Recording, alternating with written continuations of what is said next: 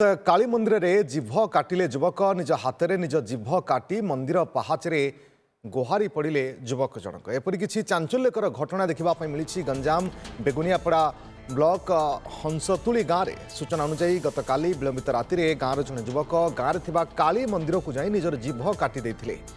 आज सकाळे स्थानीय लोके तांकु मंदिर पहाच निकट में मुर्मूष और रक्त जुड़ुबुड़ु अवस्था पड़िथिबार देखा पाइथिले। तुरंत तांकु 108 आम्बुलांस जोगे खल्लीकोट गोष्ठी स्वास्थ्य केन्द्र में भर्ती करा जायथिला। तेबे अवस्था संकटापन्न हेबारु प्राथमिक चिकित्सा परे तांकु ब्रह्मपुर एमकेसीजी मेडिकल को स्थानांतर करा जायछि।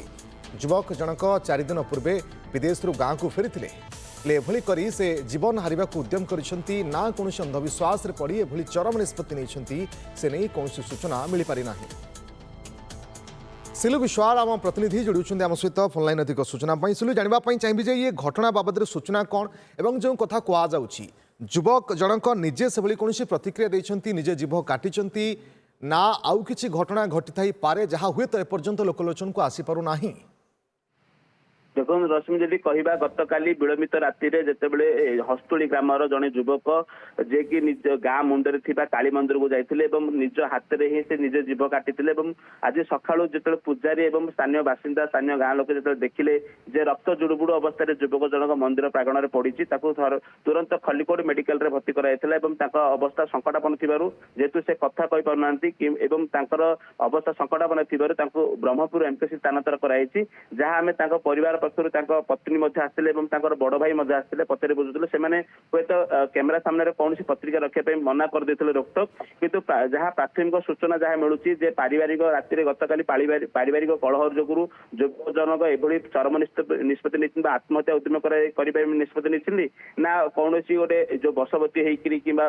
अंधविश्वास भावी जो गुहारी पड़ी माँ का मंदिर कहीं पड़ते विशेषकर माँ का मंदिर आगे कहीं से आत्महत्या करने उद्यम करते जदिव आत्महत्या करने चेष्टा करते तो ये सब घटना को लेकिन सब दिग गोटे प्रश्नवाची सृष्टि होती प्रकृत में जब घटना कौन होता है पारिवारिक कलह ना निजे किसी साधन आत्महत्या करने उद्यम कर जीभ कहीं काटे ये भी बड़े बड़ प्रश्न ना निहती रूपे जे आत्महत्यार विभिन्न दिग थी पारे किंतु जदिओ किसी निष्पत्ति नहीं मानसिक भारसाम्य चिंतार तेज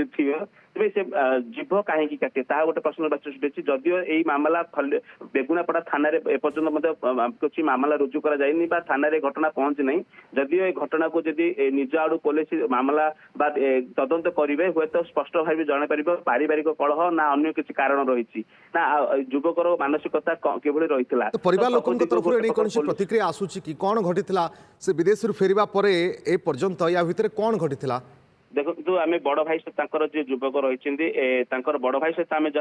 आलोचना करूँ फोन जगह से कहते से 3 मास तले विदेश जाते कि 3 मास रही मात्र से पुणी घर को फेरी अर्थात गत 4 दिन तले से घर को फेरी हे तो घर को तुरंत फेरी आसवा एवं 3 मास रहा विदेश में तो यही घटना को लेकिन हे तो किसी तिक्तता थी कि घर भितर पारिवारिक भितर 2टी झील रही गोटे पत्नी रही घर घर परिवार कहले एतिकी मु जाए तो ये चित्र पारिवारिक कलह ना आउ किसी कारण जहाँ स्पष्ट जना पड़नी एवं कहुच्छी जो प्राथमिक तदंत गोटे गोटे चिट्ठी घरे मिली जहाँ से लिखी जो स्त्री को लेकिन लिखी स्त्री मत मोर पत्नी भल आउ 2टी झील को जत्न नब